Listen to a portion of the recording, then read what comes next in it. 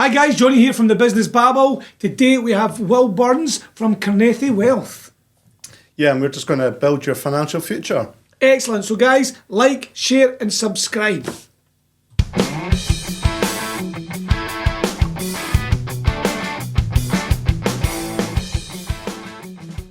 So good morning, back to the grind again. That's it. And today we've not got Vickers. On his holidays. It's on his holiday bops away down south, I believe. Because we did ask him. Where are you going? Do you know when women ask you, oh, you went out last night, how's Mike, how's Will? Oh, I kid. But you were with him for 5 hours, wasn't I know. I never asked them. Never asked how they were. Brilliant. So with that, in his place, we have a much more handsome fella than Will Burns. Thanks, Good morning to you. Good Thanks morning, for you coming right? in. Yeah. Very well.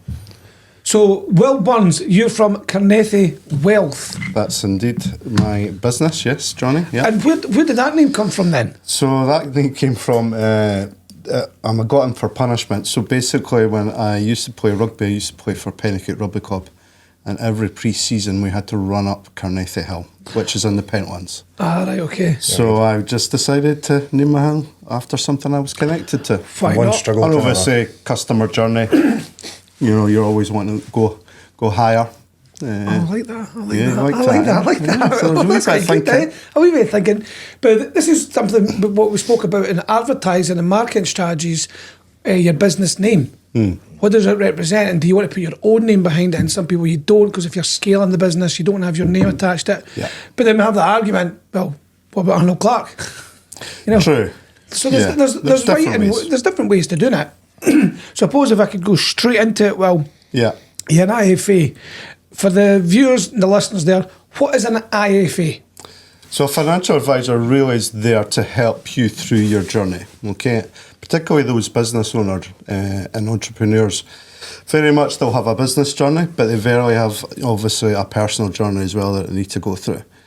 And obviously there's money involved, you know, in terms of, you know, generating assets and also, you know, debts involved and stuff like that. And that's through the business, but also personally as well. And really, for my job is really that exit. You know, what are we trying to achieve longer term for that particular client? Okay, so yes, you can go and buy products out there. Yeah, absolutely, anyone could do that. But it's piecing it all together with in terms of your assets and what you want to spend your money on for basically the rest of your life. And that's where a financial advisor comes in, because those products are just vehicles to get to where you need to go to in your life. And I'm there every step of that journey, because things will change, circumstances will change. I'm there to help develop a plan that you can follow, basically. It's interesting how you talk about a plan. So business owners, entrepreneurs, I would say the entrepreneurs have a bit of a plan. They have an idea, a strategy. When you're talking about financial plan, I think it's the last thing on most people's minds.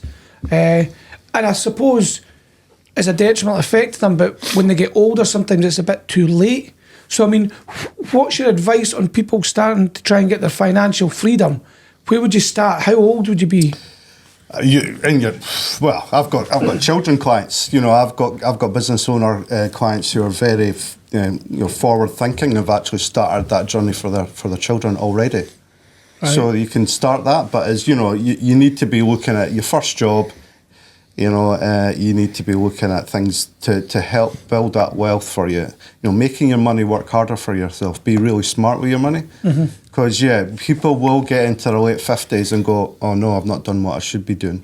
And then they're having to play catch-up. And sometimes they can't catch up. You know, I'll do sort of financial plans for people who are coming to retirement.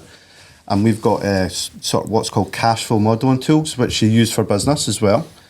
And I'm always scared to be going, well, you want to retire in 3 years, punch it into the system, and I'm hitting the button. And it's either a yes or no. You know, but it's my job to be honest and say whether it's yes or no.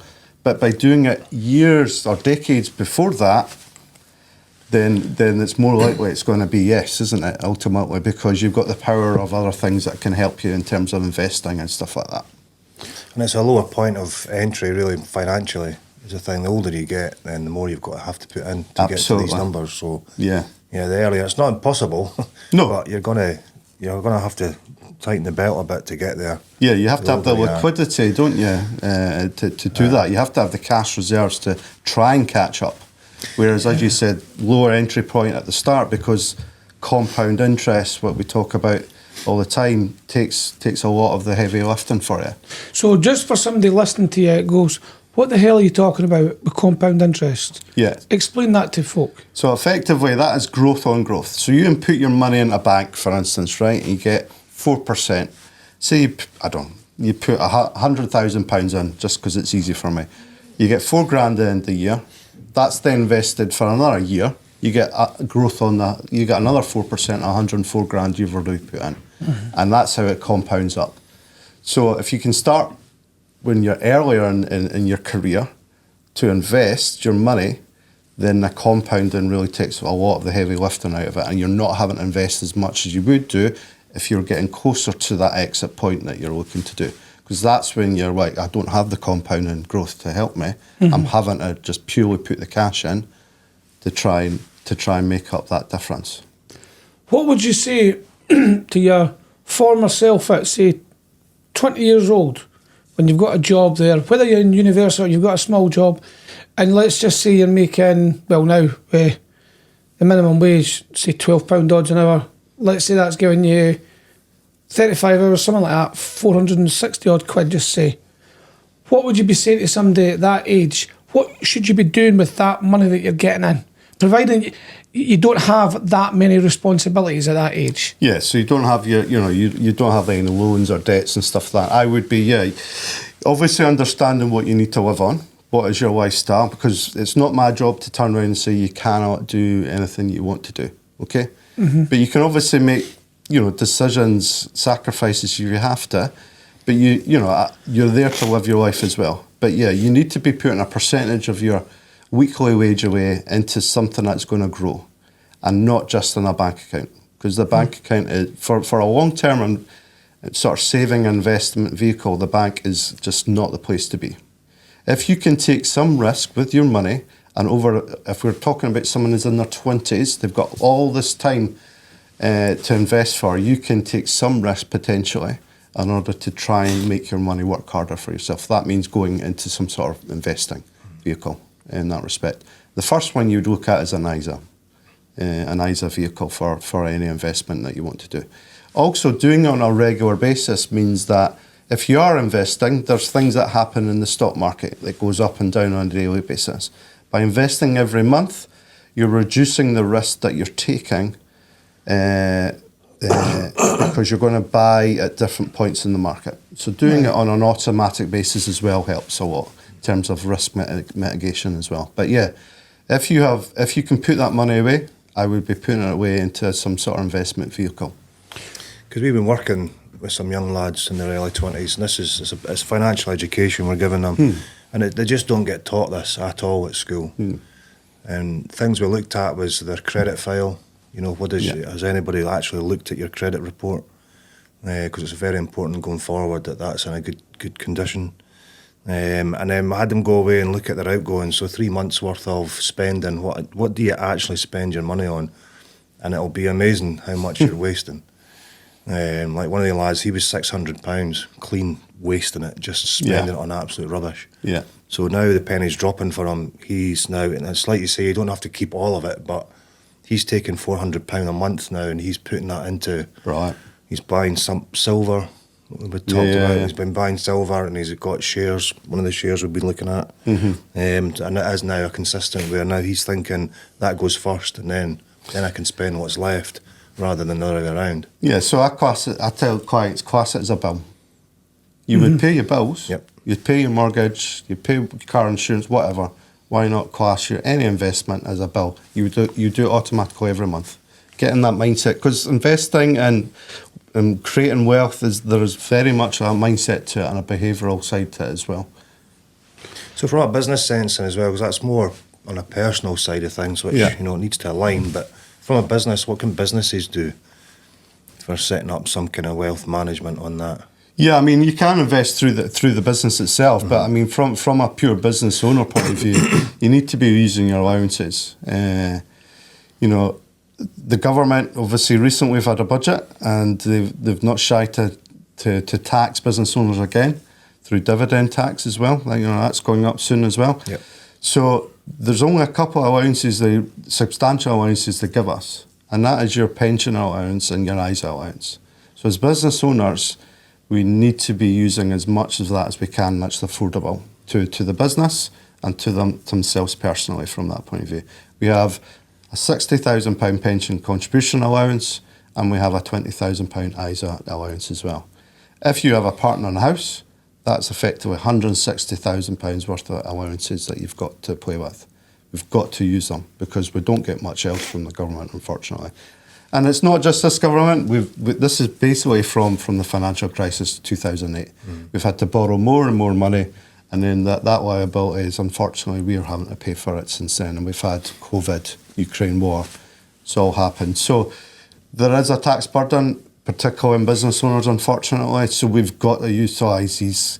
It's tax allowances. It's not sexy. It's not exciting stuff, but it's basics that we need to use. But the thing is, it is to the right business owner and the right person that's got the right mindset. So if you were scaling, people that are listening that are business owners, scale yourself on 1 to 10, how financially free, how financially dependent you are, or how savvy you are. Because if people that just bury their head in the sand, they think they know it all, but they know nothing, and they're not doing the right things.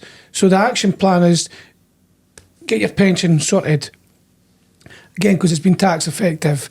Look at your drawdowns off your business. It's 8.75, but that'll go up to, is it 10? Yeah. 10%. But you've got your allowance at 12,570. Yeah, it's your personal allowance, 12,570, yeah. So a good accountant and IFA working in collaboration should be guiding you to be the most tax effective that you can possibly be. Yeah. So anybody that's listening to it, the question is, are you being tax effective, or are you burying your head in the sand? Absolutely, and the other thing, so you're right about that. You've got a personal allowance of 12,570, and then you've got up to 50-odd thousand in dividends at 8.75% at the moment. So yeah, you can utilise that way. You use your pension contributions. The problem business owners have got is if they don't utilise this, if we don't draw the money out of that business, when we come to try and sell it, we're going to pay more tax on it. So why are we not using these allowances through every year to get that money into personal wealth? It's all very well and good and having a successful business, but it's getting those profits out of the business in a profitable manner, and leaving it to the last minute isn't profitable. You have to try and do it every year, and then have the ability. The cherry on top is selling that business, and you get that final payout. But before that, you've managed to create personal wealth by using it every year, those allowances that we can use every year. And we're talking about ISAs and stuff, but how do people actually find that if they don't understand what these are? Obviously, they've got your good self and the services you provide. Absolutely. But if they're going to start researching this, where's the kind of lines?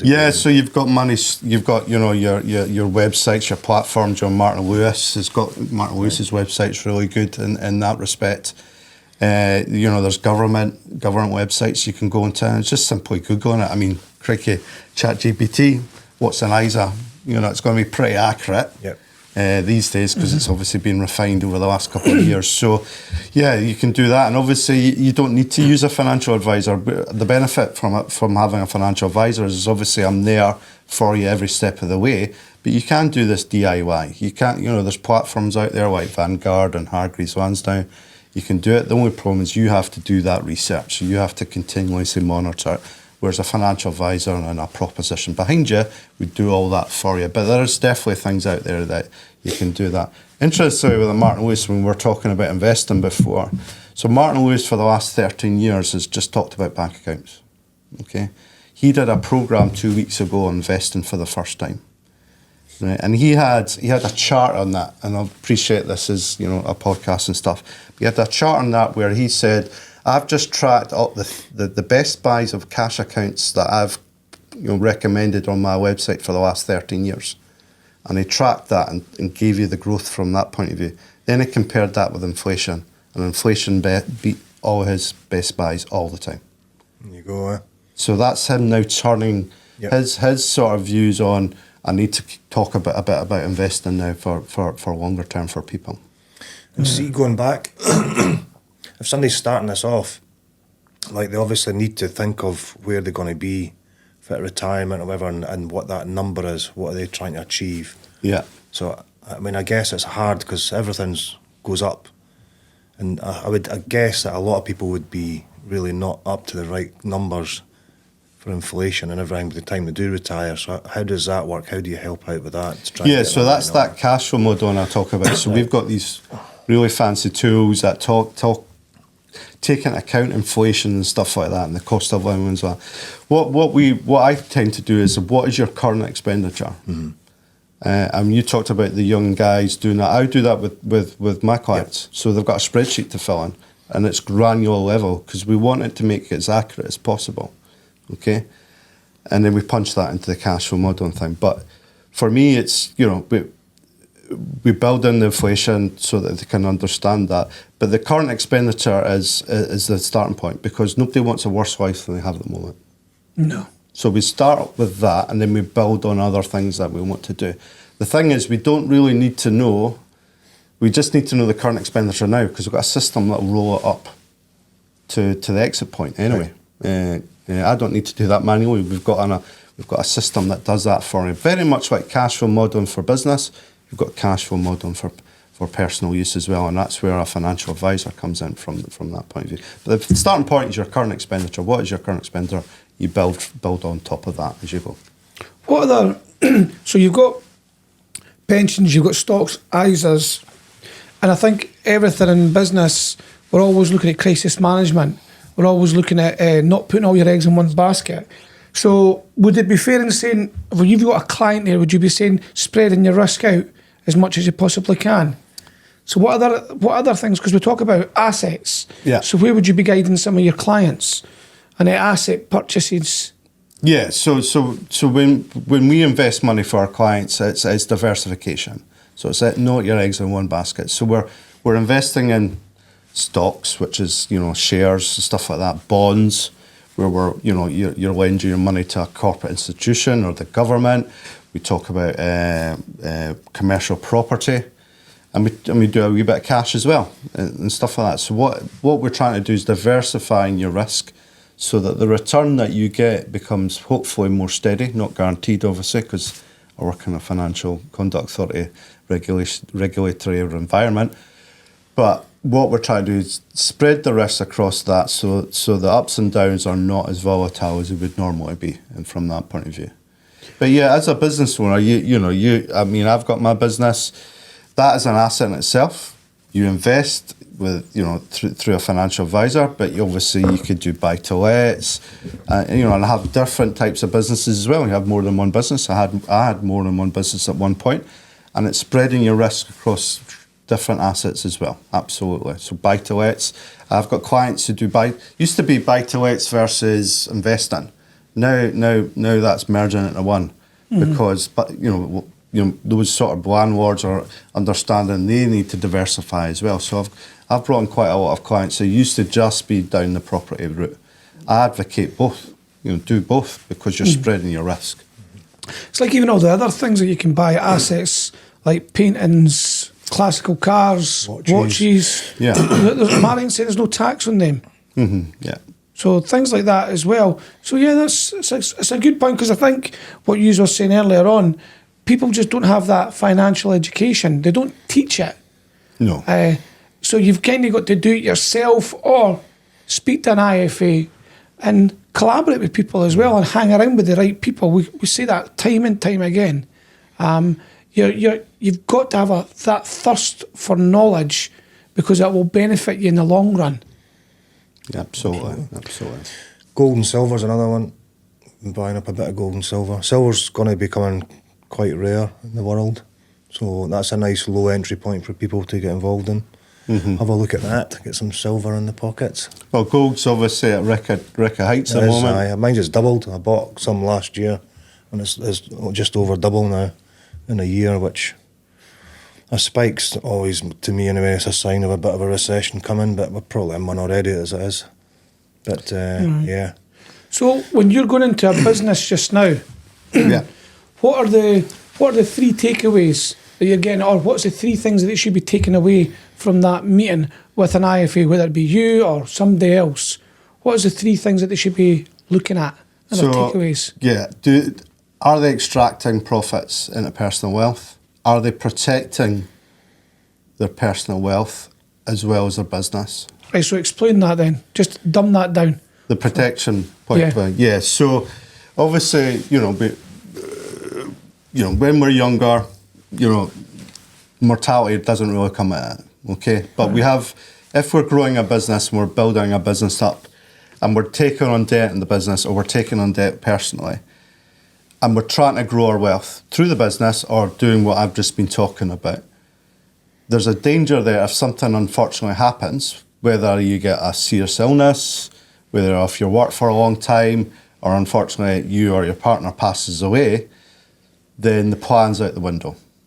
So you need to try and mitigate that risk.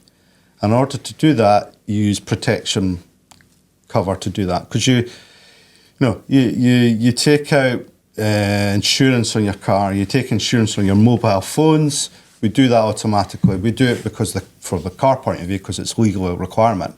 But sometimes we negate the person that's generating the wealth, which is yourself or your key people in your businesses or your partner. We need to protect that, and that allows you to protect future wealth creation as a consequence So of like that. key man insurance and things like that? All that sort of stuff, absolutely, yeah, because you've got a responsibility to you, your family, but also the business and the people within the business. If something was to happen to you, what would happen next? By having those sort of insurances in place, it allows, for the family, for the business, to have time to react to the fact that you're no longer there, and obviously a cash injection, depending on whether it goes to the family or the business, that allows that financial freedom that you're trying to build in the first place, but unfortunately you're no longer there to build it. So I think you have a responsibility to try and protect your businesses and your family if you're trying to build that personal wealth for a future legacy.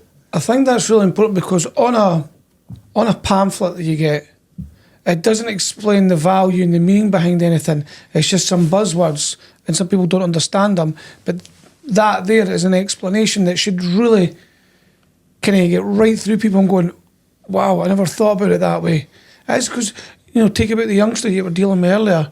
£600 he's just wasting. Every month. If you just look at what you're actually spending and what you're actually wasting on, whether it be materialistic, just nonsense, channel it and put it into the right place that's going to best serve you, and if you're older, your family, generating wealth, protection. How is that going to feel when you kick the bucket or you're lying on a hospital bed and your mortgage has still got to get paid? Absolutely. You've still got your kids going to the ballet and you can't afford to put them in the ballet classes, the car payments. Just think for a minute, would you like to protect that for the mere sake of X amount of pounds, where you can go out for a night out and spend a tenner on 2 pints, maybe even more than that now? And you'll be surprised based on, if you're a healthy person, it's not that expensive. I mean, I'll give you a good example. I've got a client, he's been with me a couple of years and we're building up his pension and we've started his ISA saving as well. So we're doing all that. And then we talked about income protection. So he's a single guy living in a house. He's got a reasonable job. And we talked about protecting the fact that to start continuing to pay his contributions into his pension and in his ISA, as well as obviously living. So we put him up. We've got some income protection that pays out X amount a month, that covers all his bills, covers his pension contribution, covers his ISA. Because obviously, hopefully, he's going to come back to work relatively soon afterwards. Mm-hmm. But it allows him to have the reassurance that he's still going to continue to build his wealth whilst, unfortunately, he's off long-term sick if that ever happens. Yeah. That's so important. So you got your first one, you were saying. Can't remember what that was. Your second one, we just discussed that. And what would be the third takeaway for a business when you're going into them, or what should they be thinking about? Well, you guys are probably doing this, probably with Vicus, but I've learned long ago that you start at the exit point. What's your exit? So when I speak to clients, business owners, I'm like, what's your exit plan? And most of them go, I've not thought about that. So I know when I joined for Carnethy Wealth, I know my exit. I know what I would like to pass my business on for, and that's what I'm targeting. So it's for me, it's, you know, we've got the personal stuff that we just talked about, but also from a business point of view, that is going to be the cherry on top. So you need to really focus on what is your exit strategy going to look like. What do you actually ultimately want to sell your business for? And how are you going about that? And then if you work from that, you can work backwards. What's your 10 years before that? What's the 5 years before that? What's next year? But having that exit and knowing roughly what you would like to sell your business for, that's how you can plan for the future. And that's how I know when I'm, you know, this potential client comes on board, that he is looking at that longer term thing. So he's going to get the financial plan that I'm talking about. He's going to connect with it because he's already there with the business. And they just go tandem together. They're in parallel with each other. How important, because you said this previously, how important is it to have that mindset? And what I mean by that, you can meet a client that doesn't know much about the IFA, they don't know much about money and things, compared to somebody that's got that mindset, you know, that target, that goal, that desire, that dream. You know, the difference is it easier just to deal with somebody like that, or is it more fruitful and more passionate when you can get somebody and teach them something? I'm trying to get what I'm trying to say here. No, I enjoy both. I mean, I love that someone comes in the room and says, right, I know my exit. This is what it's going to be. How do we plan it? Brilliant. Yeah. But yeah, there is, you know, personal, I don't know, a benefit from helping someone who is newer to that sort of mindset and trying to educate them. I do quite a bit of education with clients, just basic stuff, budgeting, all that sort of jazz. But it's Satisfaction. That's what, not the benefit. The satisfaction of doing that, absolutely, yeah. So I do get that. I do enjoy when a client comes along and we've got a plan in place, and I go, you can retire in 2 or 3 year time. That to me is brilliant. That makes me feel satisfied, as we just talked about, because it means I'm doing something for somebody, and it's going to have a real impact on their life. So educating that person who doesn't have that mindset and getting them into the place, and maybe introducing them to my network, like you guys and whoever, so that they get into that mindset. That will be satisfying for all of us if we can see people grow. I think that's one of the key things I would take away from you, obviously knowing you for a while and obviously dealing with you. The fact that you just said that, not a lot of IFAs would say that. And that just goes to show the mindset you're in, the fact that you're bringing them into your network and trying to help them and collaborate. Because one, it best serves you, but also best serves them as well.